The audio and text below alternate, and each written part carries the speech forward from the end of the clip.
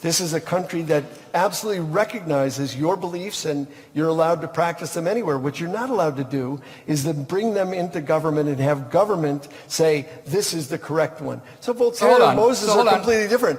Although there was that court in Georgia that had the 10 Commandments in a statue. So pause. Read the 10 Commandments and see if that makes any sense for a secular democracy. You're saying I'm allowed to have my religious beliefs in private, but I'm not allowed to impose them on the public square. I ask you, are you allowed to impose your secular beliefs on the public square? No, you're allowed to have them in the public square. You're not allowed to have the government establish that as the right one. Okay. And that's the difference. It's a huge difference.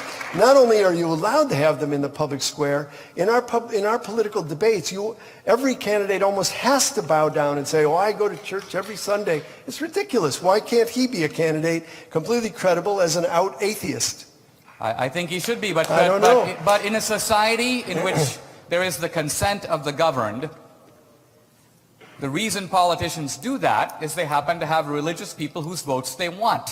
If they have the guts to say, I'm an atheist and I don't care whether religious people vote for me, that would show a little bit of courage. But if you want religious people votes and you then want to pander to them, I don't have a whole lot of sympathy for you. It's fine to pander to them. My point is that you're making up a false parallel here. Voltaire's just a person. We can decide whether we like him or not. Moses, if you put a statue of Moses or Jesus someplace, that would be endorsing, not in the public square, in the government government arena. You're not allowed to, and you shouldn't be.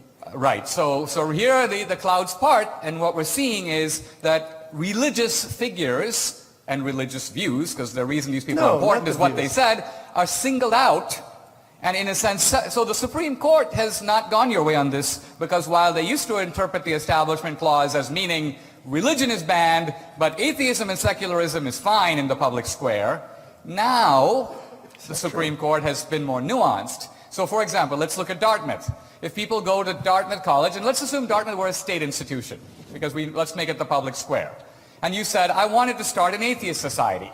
College goes, wonderful, we recognize you, here's $2,000. Then somebody goes to the college and says, we want to start a society for Catholic Christians. According to him, that's a state activity. No. Because it's religious. But doesn't Dartmouth have a Catholic group? But Dartmouth's a private school. I was saying in my example, no, the University of Illinois has a Catholic center right in the middle of its campus. Exactly. So it's allowed. So the principle I'm arguing for is a non-discriminatory principle in which believers and non-believers alike share without discrimination access to the public square. If somebody wants Moses up there, we debate it on the merits the same as Voltaire.